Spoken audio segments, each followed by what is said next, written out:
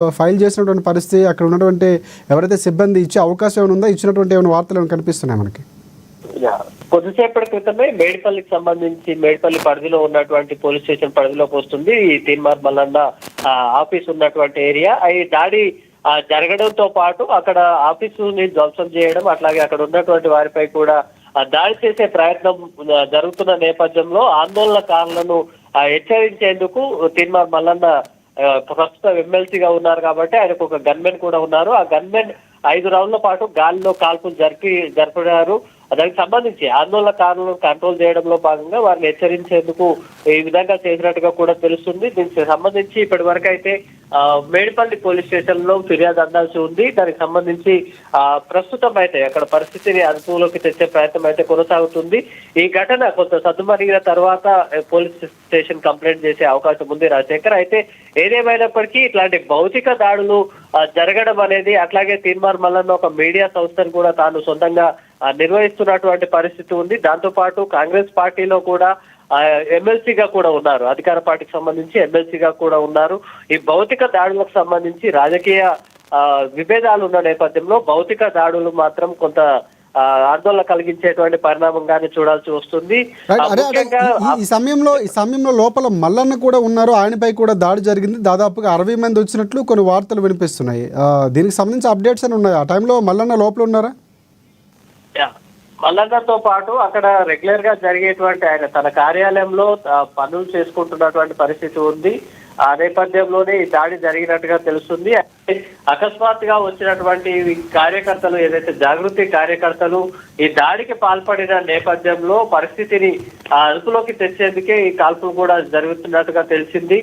ఇప్పటికి మల్లన్నపై కూడా దాడి చేసి కొంత మ్యాన్ హ్యాండ్లింగ్ జరిగినట్టుగా కూడా సమాచారం ఉంది రాజశేఖర్. దీనికి సంబంధించి పూర్తిగా ఇదైతే జాగృతి కార్యకర్తలు ఈ వ్యాఖ్యలు ఇటీవల చేసినటువంటి బీసీ రిజర్వేషన్లకు సంబంధించి కవితపై చేసిన వ్యాఖ్యలకు నిరసనగానే ఈ దాడి చేసినట్టుగా వాళ్ళు చెప్తున్నారు. మరోవైపు మల్లన్నపై భౌతికంగా దాడి చేసిన నేపథ్యంలోనే ఈ ఆయన మల్లన్న గన్మెన్ కూడా గాల్లోకి కాల్పులు జరిపారు Rajasekhar. Right. Thanks for updates Ramesh. మొత్తానికి మనం బ్రేకింగ్ చూస్తున్నాం. పూర్తిగా విజువల్స్ చూస్తే అక్కడ దాడి చేసినటువంటి విజువల్స్ కనిపిస్తున్నాయి. ఫర్నిచర్ ధ్వంసం అవడం, అద్దాలు ధ్వంసం అవడం కూడా కనిపిస్తుంది. సో అక్కడ వచ్చిన వారు కవిత సంబంధించిన నినాదాలు చేశారు. కవితకు జయ నినాదాలు చేయడం, దాంతోపాటుగా కవితకు క్షమాపణలు చెప్పాడని అక్కడ నిరసించినటువంటి సందర్భాలు చూస్తున్నాం. ప్రధానంగా కవిత అనుచరులే వచ్చారు. బీసీకి సంబంధించినటువంటి ఉద్యమం ఏదైతే చేస్తుందో దాన్ని అడ్డుకునేందుకే మాపై దాడి చేసే ప్రయత్నం చేశారని, అటెంప్ట్ టు మర్డర్ కేసు కూడా నమోదు చేయాలనేటువంటి అక్కడ మల్లన్నకు సంబంధించినటువంటి టీం చెప్తున్నట్లు కూడా మనకు తెలుస్తుంది. దాదాపుగా 60 మంది జాగృతి కార్యకర్తలు తీన్మార్ మల్లన్న చంపేందుకు వచ్చారని అక్కడ న్యూస్ సిబ్బంది కూడా తెలిపారు. గన్మెన్పై దాడి చేసి ఆఫీసులు ఎవరు కనపడితే వారిని కొట్టారు. అందుకే గన్మెన్ను గాల్లోకి కాల్పులు జరపాల్సి వచ్చింది. తర్వాత మల్లన్నపై కూడా దాడి చేసినట్లు వార్తలు వస్తున్నాయి. సో ఆయనపై కూడా దాడి చేశారు. సో ఈ భయోత్సాహం అక్కడ ఒక సృష్టించారు. బీసీ ఉద్యమం లేకుండా చేయాలని అక్కడ ప్రధానంగా జాగృతి కార్యకర్తలు దాడికి పాల్పడ్డారని అక్కడ ప్రధానంగా ఆరోపణలు చేస్తున్నారు. సో ఎవరైతే దాడి చేసినటువంటి సందర్భంలో ఉన్నటువంటి విజువల్స్ కూడా మనం చూస్తున్నాం.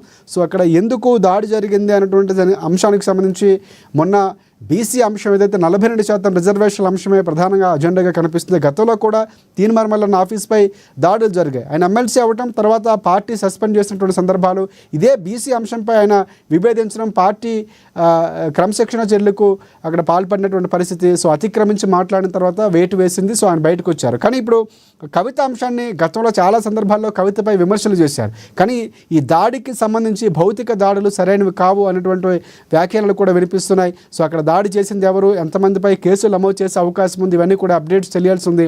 ఇప్పుడైతే మనం బ్రేకింగ్ చూస్తున్నాం. సో విజువల్స్ కూడా అక్కడికి రావటం, నెట్టివేసే ప్రయత్నం కూడా చేస్తున్నారు. ఆ సందర్భంలో దాడులు చేస్తున్నటువంటి సందర్భంలో అక్కడ దాదాపుగా 4 నుంచి 5 రౌండ్లు గాల్లోకి కాల్పులు గన్మెన్లు జరిపినట్లు కూడా మనకు తెలుస్తుంది.